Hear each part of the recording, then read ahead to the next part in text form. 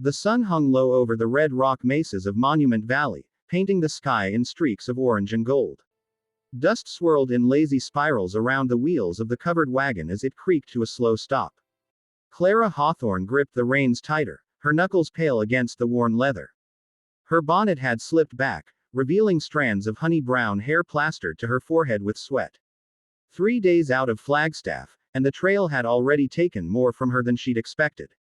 Beside the wagon, a man in a weather duster and a flat-brimmed hat dismounted from a bay horse. His boots hit the ground with the quiet certainty of someone who'd walked this land long enough to know its moods.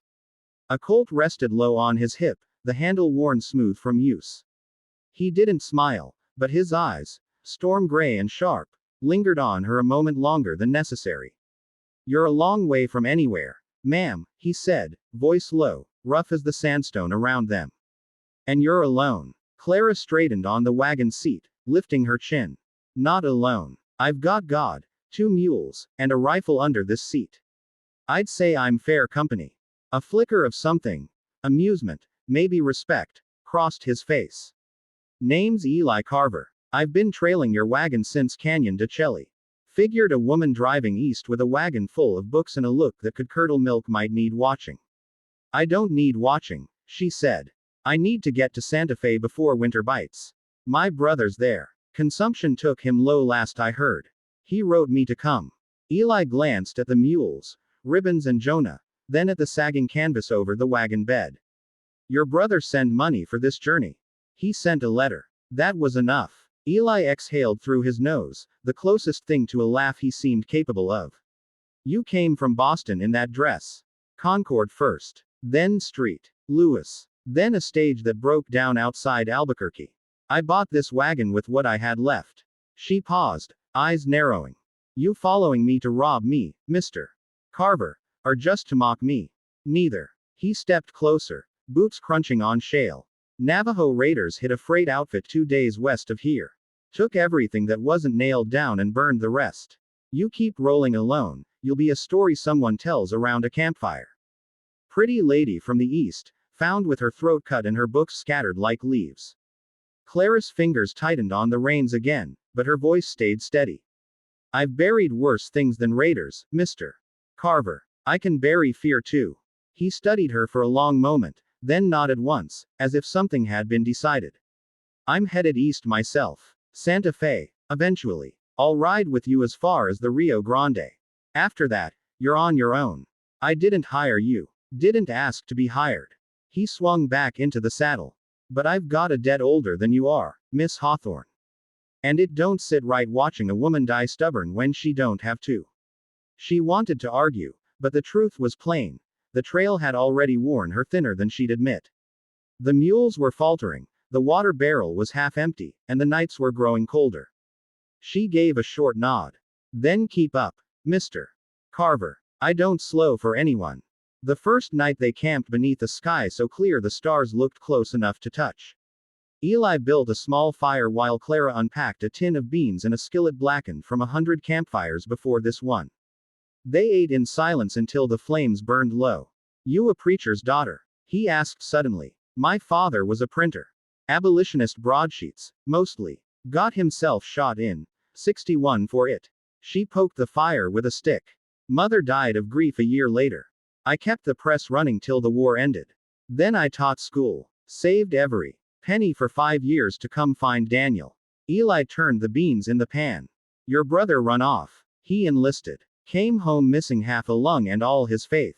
Said the West had room for a man to breathe, even if the air was thin."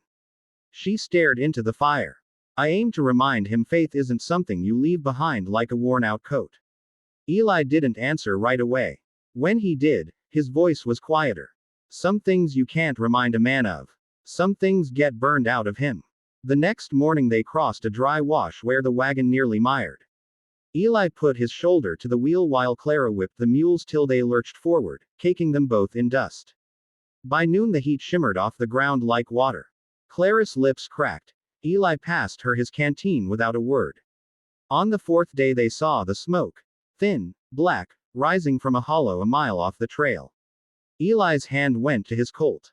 "Stay here," he said. "I'm not a child. You're not a soldier either. He met her eyes. Please. She stayed. He rode toward the smoke and came back an hour later leading 2 spooked horses dragging a broken harness. No bodies. Just a burned out Mormon wagon and scattered pages of a Bible fluttering like white birds across the sand. They took the family, he said. Tracks head north. Navajo. Most likely. Are Comancheros wearing Navajo moccasins? Hard to tell anymore. Clara stared at the burned wagon. Her hands shook, but she clenched them into fists. We keep moving. That night she couldn't sleep. The wind carried a coyote's lonely cry, and every shadow seemed to move. She sat up, clutching the rifle across her knees. Eli was awake, sitting against his saddle, hat tipped low. You ever kill a man? She asked suddenly. He didn't look at her. More than I pray for. Silence stretched between them. I used to think killing was the worst thing a soul could do, she said. Now I'm not sure. Leaving someone to die might be worse. He turned his head then. Firelight carved sharp lines across his face. You think too much for this country, Clara. And you don't think enough. A faint smile ghosted across his mouth. Maybe. 2 days later they reached the San Juan River. The water ran red with silt, but it was water.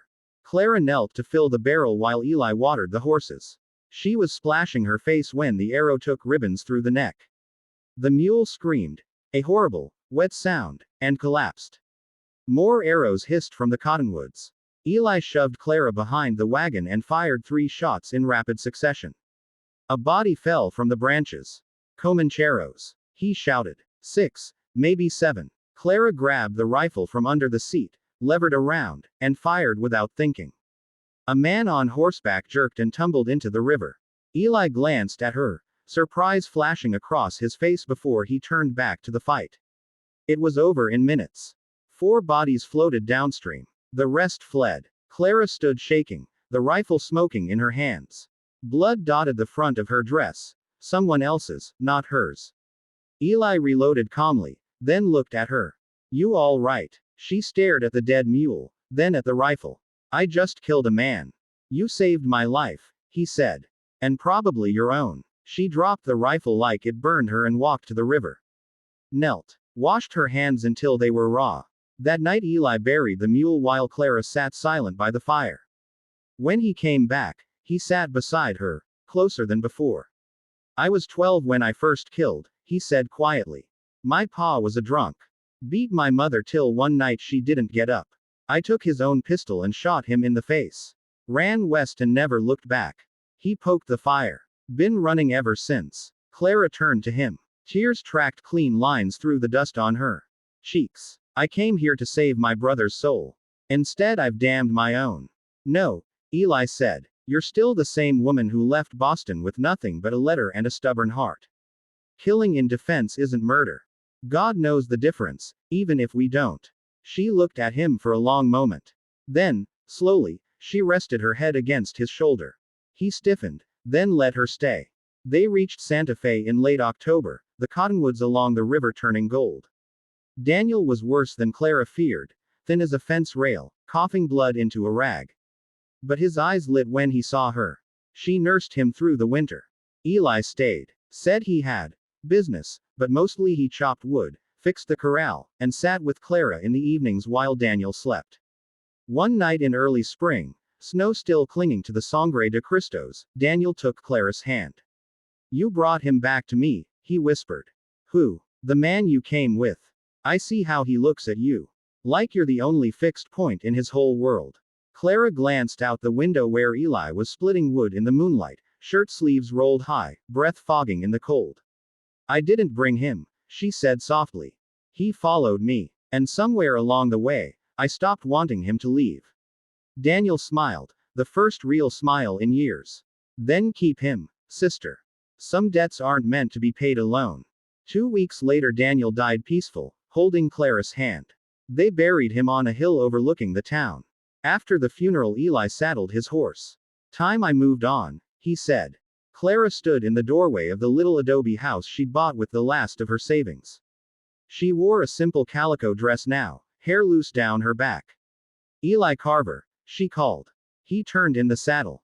You still riding east? Figured I might. She walked to him, reached up, and took the reins from his hand. Then ride east tomorrow. Tonight you're home. He looked down at her for a long moment. Then he dismounted, dropped the reins, and kissed her like a man who'd finally stopped running. Behind them, the mountains caught the last light of day, and somewhere far off a coyote sang to the rising moon. The trail had taken everything it could. What remained was theirs.